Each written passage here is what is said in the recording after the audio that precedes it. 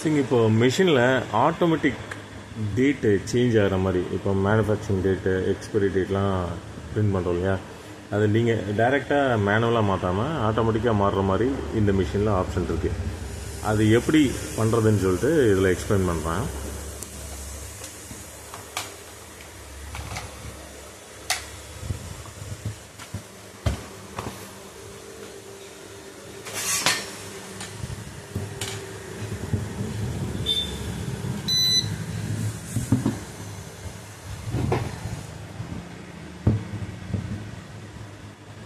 So இது வந்து date வந்து மேனுவலாக டைப் பண்ணியிருக்கேன்.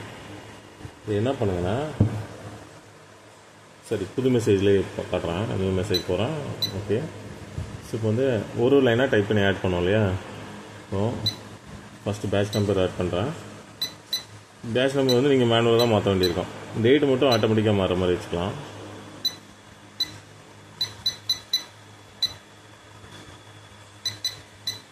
ஸோ மேனுஃபேக்சரிங் டேட்டை போடுறேன். திரும்ப ஆடு டெக்ஸ்ட்டு எம்எஃப்டி மட்டும் டைப் பண்ணியிருக்கேன். இப்போ வந்து சப்போஸ் உங்களோட லேபிளில் வந்து மேனுஃபேக்சரிங் டேட்டுன்னு ஏற்கனவே பிரிண்ட் ஆகிருக்கு அப்படின்னா இது தேவையில்லை, நீங்கள் ஒன்லி டேட்டு மட்டும் டேரெக்டாக போட்டுக்கலாம்.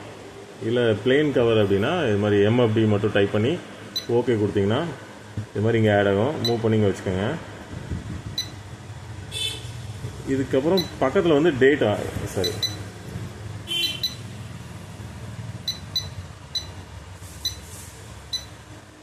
இப்போ டேட் இந்த இடத்துல ஆட் பண்ண போகிறேன். அது ஆட்டோமேட்டிக்காக சேஞ்ச் ஆகிற மாதிரி ஃபார்மேட் போட போகிறேன். இது எப்படி பண்ணணும்னா, ஆட் போயிட்டு நார்மலாக டெக்ஸ்ட்டு போய் டைப் பண்ணுறீங்களா, அது பக்கத்தில் இருக்க டேட்டில் போயிட்டு டைப் பண்ணலாம். ஸோ இப்போ வந்து சிஸ்டம் டேட் கரெக்டாக இருக்கான்னு பார்க்குறேன். சிஸ்டம் டேட் வந்து சாஃப்ட்வேர் டேட் இது 2020. ஸோ இது புது மிஷின்றதுனால அது அப்டேட் ஆகாமல் இருக்குது. இப்போ வந்து இந்த டைமையும் டேட்டையும் அப்டேட் பண்ண போகிறேன். அது எப்படி பண்ணுறதுனாக்க, இந்த செட்டிங் இருக்கு இல்லையா, செட்டிங் உள்ளே போனீங்கன்னா இந்த டைம் செட்டிங் வரும். இதில் உள்ளே போனீங்கன்னாக்கா இந்த மாதிரி ஆப்ஷன் இருக்குது. ஸோ 2025 ஆச்சு, ஜான் 5 ஸோ இப்போ வந்து டைம் போடணும். டைம் கரெக்டாக போட்டிங்கன்னா டேட் கரெக்டாக ரன் ஆகிட்டுருக்கோம். 9:41 ஆச்சு.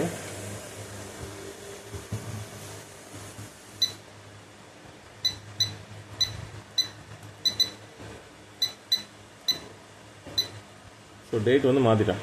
இப்போ பாருங்கள் இங்கே டேட் மாறிச்சு பாருங்க. இது 2025 1/5 வந்தாச்சு. ஸோ வந்து இப்போது இதில் டேட் எப்படி ஆட் பண்ணுறது காட்டுறேன். ஆட் போய்ட்டு டேட்டு, இதில் இந்த டேட் அண்ட் டைம் இருக்குல்லையே, இதில் போய்ட்டு நீங்கள் ஃபார்மேட் செலக்ட் பண்ணணும். என்ன ஃபார்மேட்டில் வேணும்னு, எல்லா ஃபார்மேட் இருக்கும். இப்போ யூரோப் ஸ்டாண்டர்ட் இருக்கும், ஸோ டைமு எல்லாமே இருக்கும். ஸோ இந்தியன் ஸ்டாண்டர்ட் வந்து இங்கே பார்த்தீங்கன்னா கடைசியாக இருக்கும். இங்கே இருக்குது பாருங்கள், இதெல்லாம் இந்தியன் ஸ்டாண்டர்ட்.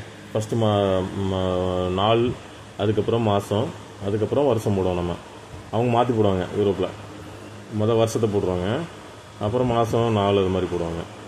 ஸோ நம்ம இந்த ஃபார்மேட்டை எது வேணுமோ செலக்ட் பண்ணிக்கலாம்.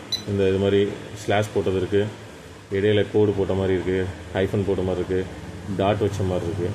ஸோ இதில் எது வேணுமோ நீங்கள் செலக்ட் பண்ணிக்கலாம். செலக்ட் பண்ணிவிட்டு ஓகே கொடுத்து திரும்ப ஓகே கொடுத்தீங்கன்னா இது மாதிரி இங்கே இன்செர்ட் ஆகும். டேட் இன்றைக்கி டேட் தானே வந்திருக்கு பாருங்கள். இதை தேவையான இடத்துல கொண்டு போய் வச்சுருங்க.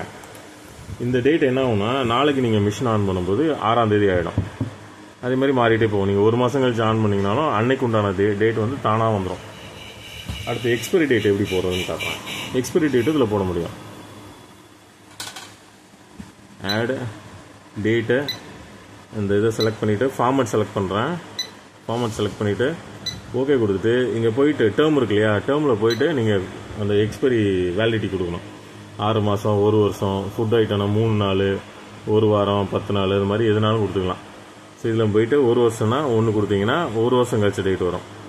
மாதம் வந்து 6 மாதம்னா 6, இல்லை 4 கணக்கு கொடுக்கனாலும் கொடுக்கலாம். இதில் போயிட்டு 365 கொடுத்தீங்கன்னா 1 வருஷம் கழிச்ச டேட்டு தானாக வரும். ஸோ நீங்கள் வந்து இப்போ 1 இயர் அப்படின்னு போகிறேன். ஓகே, இயர் மட்டும் 1 வருஷம் ஆட் பண்ணியிருக்கேன் டேர்மில். ஓகே கொடுத்துட்டு இங்கே டேட் மாறிடுச்சு பாருங்க, 5/1/2026 வந்துருச்சு. ஸோ ஓகே கொடுத்தீங்கன்னா இங்கே ஆட் ஆகும் ஃபர்ஸ்ட் லைன் பக்கத்தில். ஸோ இதை வந்து இங்கே கொண்டு வந்து வச்சுக்கலாம். இது எக்ஸ்பைரி டேட்டு. ஸோ இங்கே இஎக்ஸ்பி வந்து தனியாக டைப் பண்ணி இங்கே கொண்டு வந்து வச்சுக்க வேண்டியதான். ஆடு டெக்ஸ்ட்டு இஎக்ஸ்பி எக்ஸ்பைரின்னு போடுறேன். இது உங்கள் கவரில் லேபிளில் இருந்ததுன்னா தேவையில்லை, பிளெயின் கவர்னால் இது போட்டுக்கலாம். இதை கொண்டு வந்து இங்கே வச்சிட வேண்டியதான். Touch and move.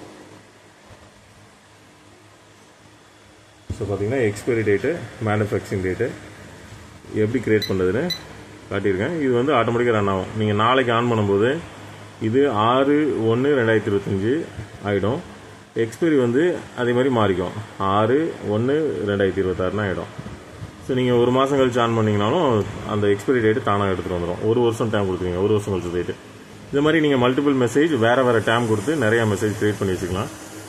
ஸோ அது ப்ராடக்ட் தகுந்த மாதிரி நீங்கள் அப்பப்போ மெசேஜ் ஓப்பன் பண்ணி டேரெக்டாக பொருள் மேலே பிரிண்ட் பண்ணலாம். ஸோ எப்போயுமே மெசேஜ் க்ரியேட் பண்ணிங்கன்னா சேவ் பண்ணிவிடுங்க. ஃபைல் போய்ட்டு சேவ் கொடுத்தீங்கன்னா அதுவே ஒரு ஃபைல் நேம் எடுத்துக்கும். சேவஸ் கொடுத்தீங்கன்னா நீங்கள் ஃபைல் நேம் கொடுத்து சேவ் பண்ணலாம். டேட்டுன்னு போடுறேன். ஸோ சேவ் ஆயிடுச்சு. ஸோ இப்போ அந்த டேட்டு உள்ளே இருக்கான்னு பார்க்குறேன். சேவ் ஆயிடுச்சான்னு சொல்லிட்டு ஃபைல் போய்ட்டு லோட் பண்ணி பார்த்தீங்கன்னா இதில் டேட்டு இங்கே வருது பாருங்கள். மற்ற ஃபைலில் எல்லாம் இருக்குது, இந்த டேட் நம்ம போட்ட டேட் இருக்குது இதில் இருக்குது. அவ்வளோதான், சிம்பிள்.